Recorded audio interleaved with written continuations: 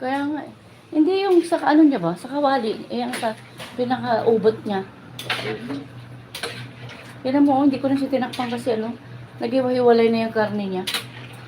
Luto na siya. Kaya lang yung sabaw ang madami.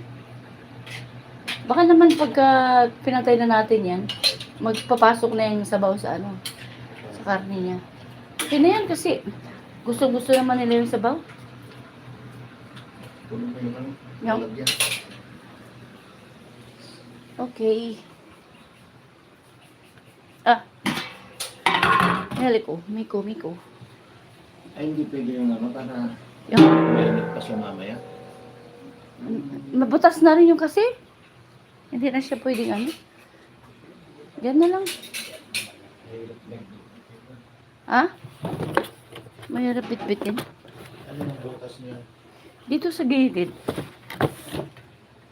Ibig sabihin mataas. Hindi. Para yung sa side niya ba? Ah. Kasi mainit, mas magandang yung mainit pa.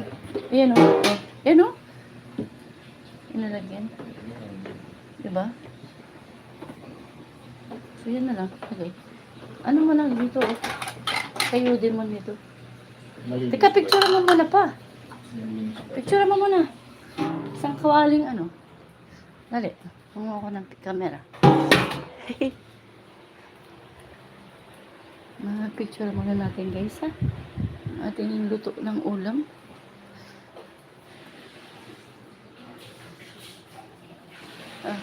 Dali. Picture. Isang kawaling. Isang kalyasa. At ayaw. Araw na yung kapsang mo, naglalay. Hindi, ano naman na to? Isang oras na naman siya. Ayan na. Okay. Yummy.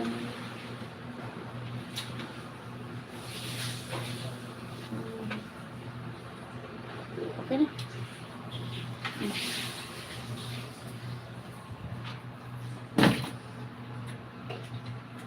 Luto na siya. Okay din, oh. Ano na? Medyo ano na. Hindi mo na siya nilagyan ng cornstarch. Hindi na.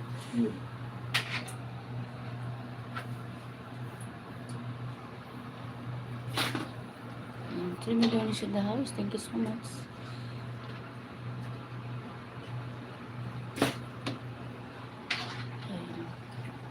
Adobo.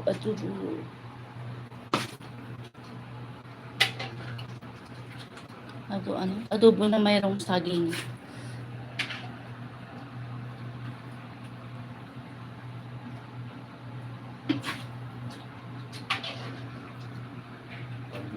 Pag nilagyan ng ang saging, tawag nila pork hamon. Pork hamon? Pork hamon.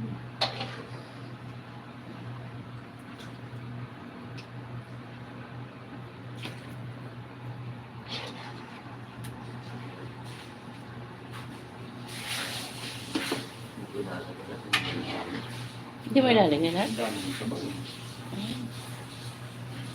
Hindi, inaano ni Adrian yun eh.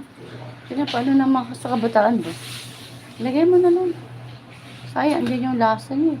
Ang daming sabaw niya. Hindi lahat. Para sagap-sipan na ba? Sisip-sipin niya ng ano, yung sabaw na ano naman. Ganyan talaga pag frozen. Okay na to.